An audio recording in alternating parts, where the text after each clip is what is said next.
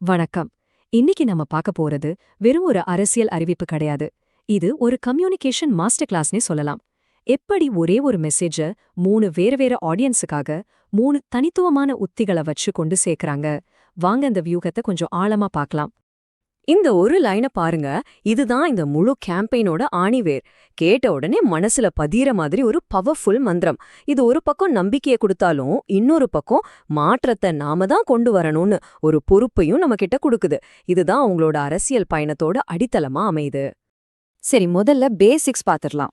2024 ஆரம்பத்துல நடிகர் விஜய் தமிழக வெற்றி கழகம், அதாவது தவேகாங்கிற பேர்ல தன்னோட அரசியல் கட்சிய ஆரம்பிச்சாரு.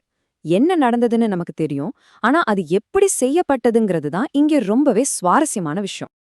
ஆனா இங்கதான் ஒரு பெரிய கேள்வி வருது. ஒரே ஒரு அறிவிப்பு எப்படி ஒரு சின்ன கிராமத்துல டீ கடையில பேசப்படுறதுல இருந்து சோஷியல் மீடியால வைரல் ஆகுற வரைக்கும் எல்லா தரப்பு மக்களையும் சென்றடைய வைக்கிறது? இதுக்காக அவங்க கையாண்ட அந்த 3 தனித்துவமான உத்திகளை தான் நாம இப்ப பார்க்க போறோம். முதல் உத்திக்கு வருவோம். நேரடி மக்கள் தொடர்பு. இங்க எந்த விதமான மிகைப்படுத்தலுக்கும் இடமே இல்ல. ரொம்ப உண்மையா அக்கறையா மக்கள்ல ஒருத்தரா நின்னு பேசுறது தான் இதோட நோக்கம். இந்த அப்ரோச் எப்படி ஒரு நம்பிக்கைய கட்டமைக்குதுன்னு பார்க்கலாம். இந்த பஞ்ச்லைன் தான் இந்த முதல் உத்திக்கு ஒரு பெர்ஃபெக்ட் உதாரணம். இது வெறும் சினிமா டயலாக் மட்டும் இல்ல. இதுல ஒரு உறுதி இருக்கு, ஒரு நம்பிக்கை இருக்கு. அதே சமயம் மக்களுக்கு ரொம்பவே பரிட்சமான ஒரு டோன் இருக்கு. இத கேட்டோன்னே அட இவர் நம்மாளுன்னு ஒரு உணர்வு வருதுல்ல. இங்க பாருங்க, அவர் தன்னை ஒரு தலைவரா காட்டிக்கல, மாறாக உங்களில் ஒருவன் அப்படின்னு சொல்றாரு. வேலையில்லா திண்டாட்டம், விவசாயிகளோட கஷ்டம்னு நிஜமான பிரச்சனைகளை பத்தி பேசி மக்களோட உணர்வுபூர்வமா கனெக்ட் ஆகுறாரு. முக்கியமா, நான் உங்க ஓட்ட கேட்கல, உங்க நம்பிக்கையை கேட்கறேன்னு சொல்லும்போது இது வெறும் அரசியல் இல்ல, இது ஒரு எமோஷனல் கனெக்ட் அப்படிங்கறத ரொம்ப ஆழமா பதிய வைக்கிறாரு. சரி, மக்களோட நேரடியா ஒரு நம்பிக்கைய ஏற்படுத்தியாச்சு. ஆனா இந்த தனிப்பட்ட தொடர்ப ஒரு உணர்ச்சிபூர்வமான பிரம்மாண்டமான இயக்கமா எப்படி மாத்துறது? இங்கதான் 2வது உத்தி உள்ள வருது. 2வது உத்தி சினிமா பாணி பிரம்மாண்டம். இது ஒரு சாதாரண அரசியல் பேச்சு இல்லைங்க. இது ஒரு சினிமா ஈவெண்ட் மாதிரி வடிவமைக்கப்பட்டிருக்கு.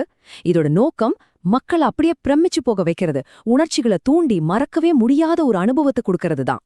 இந்த ஒரு லைனை நல்லா கவனிங்க. கட்சிங்கிற வார்த்தைய புரட்சின்னு மாத்தின ஒரே ஒரு நொடியில அந்த நிகழ்வோட மொத்த ஃபீலுமே மாறிடுது. இது ஏதோ தேர்தல் அரசியல் இல்ல, இது ஒரு வரலாற்று முக்கியத்துவம் வாய்ந்த புரட்சின்னு சொல்லும்போது அதோட தாக்கம் பல மடங்கு அதிகமாகுது. இதுதான் இந்த சினிமா ஸ்டைலோட அடிப்படை.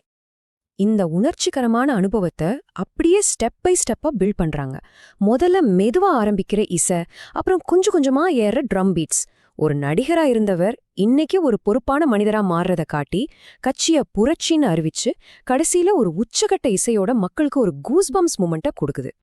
ஓகே, நேரடியா பேசிட்டாங்க, சினிமேட்டிக் ஃபீல் கொடுத்தாச்சு. ஆனா இன்னைக்கு உலகமே டிஜிட்டல்ல தானே இருக்கு.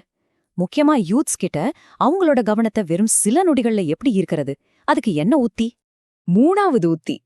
இது பக்கா யூடியூப், இன்ஸ்டாகிராம் மாதிரியான பிளாட்ஃபார்ம்ஸ்க்காகவே செஞ்ச மாதிரி இருக்கு. வேகமா, ஷார்ட் அண்ட் ஸ்வீட்டா, பார்த்த உடனே ஷேர் பண்ண தோன்ற மாதிரி விஷயத்த சொல்றதுதான் இதோட ஸ்பெஷாலிட்டி. இந்த வரிய பாருங்க, ரொம்ப சிம்பிளா இருக்கு, பவர்ஃபுல்லா இருக்கு, கேத்த உடனே ஷேர் பண்ண தோணுதா? இது இளைஞர்களுக்கு நேரடியா ஒரு பவரை கொடுக்கற மாதிரி ஒரு மெசேஜ். இந்த மாதிரி லைன்ஸ் தான் ஒரு வீடியோவை வைரல் ஆக்குது.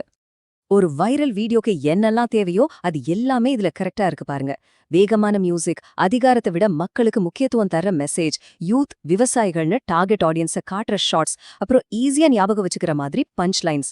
கடைசியா லைக், ஷேர், சப்ஸ்கிரைப்னு நேரடியான ஒரு கால் டு ஆக்ஷன். இது முழுக்க முழுக்க டிஜிட்டல் உலகத்துக்காகவே ரெடி பண்ணப்பட்ட ஒரு கண்டென்ட். இப்போ நாம பார்த்த இந்த 3 தனித்தனி உத்திகையையும் ஒன்னா வச்சு பார்ப்போம். ஒவ்வொன்னும் பார்க்கறதுக்கு வேற வேற மாதிரி தெரிஞ்சாலும் அதோட கடைசி நோக்கம் ஒண்ணுதான். சுருக்கமா சொல்லணும்னா ஒவ்வொரு ஸ்டைலுக்கும் ஒரு வேலை இருக்கு. நேரடி பேச்சு பொதுக்கூட்டங்கள்ல நம்பிக்கையை உருவாக்குது. சினிமா ஸ்டைல் பெரிய பெரிய நிகழ்வுகள்ல ஒரு பிரமிப்பை தருது. யூடியூப் அப்ரோச் சோஷியல் மீடியாவில் எல்லாரையும் உடனே ஆக்ட் பண்ண வைக்குது. ஒவ்வொன்றும் ஒரு குறிப்பிட்ட உணர்ச்சியை தூண்டி ஒரு குறிப்பிட்ட பிளாட்ஃபார்ம்ல சிறப்பா வேலை செய்யறதுக்காக ரொம்ப நுட்பமா வடிவமைக்கப்பட்டிருக்கு. அப்போ கடைசியா ஒரு கேள்வி. ஒரே மெசேஜ் தான், ஆனா இப்படி பல வடிவங்கள்ல சொல்லும்போது எது நிஜமாவே மக்கள் மனசுல ஆழமா நிக்கும்? அந்த உண்மையான நேரடியான பேச்சா, இல்ல அந்த பிரம்மி பூட்டுற காவியமா, அல்லது இந்த நொடியில பரவுற வைரல் வீடியோவா?